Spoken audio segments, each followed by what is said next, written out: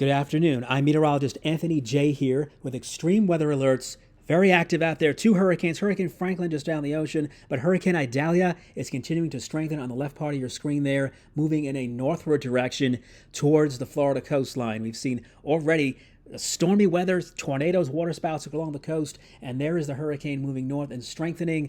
A Category 1 as of mid-afternoon, getting up to Category 2 as we head into late afternoon, and we think, unfortunately, will go even higher overnight as it approaches the coast. That's the official track from mid-afternoon from the National Hurricane Center, bringing the hurricane ashore around dawn or just after dawn on the eastern part of the Big Bend. As a zoomed up view, you can see the Hurricane Center expecting at least around near 125 miles per hour when it crosses the coast there between Apalachicola and Cedar Key.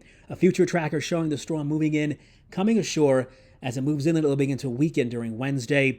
And as we take a look, here's a look at three different forecast models showing landfall very similar, so a very high confidence as far as where the storm is going to hit in terms of its final landfall.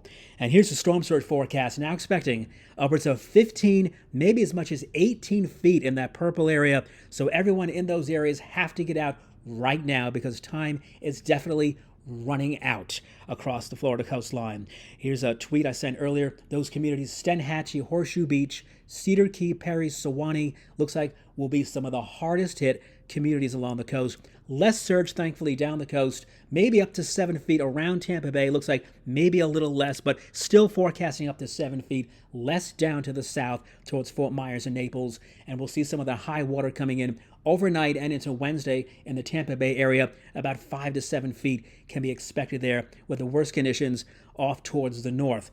Here's the wind gust on our wind gust graphic here. That core of winds going right into the Big Bend and across Tallahassee. Also, looks like you're going to get a good hit of very strong winds early Wednesday morning as well. So you're going to be under the gun. A radar from earlier showed the storm coming up, expanding, rain bands expanding eastward and northward up along the Florida coastline.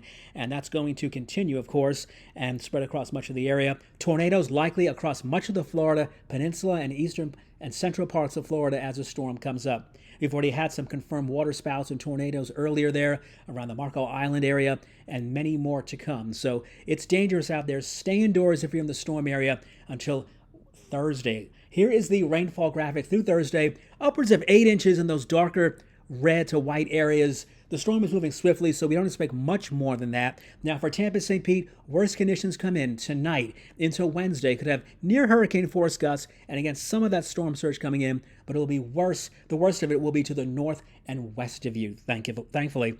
In Cedar Key, however, we're afraid we could see near some of the worst conditions, wind gusts over 100 miles per hour, heavy surge coming in overnight into Wednesday, and that will gradually taper off by later Wednesday for you there, so be careful. Tallahassee also, no surge, but we're expecting very strong wind gusts, maybe above 100 miles per hour, and some significant wind damage by Wednesday.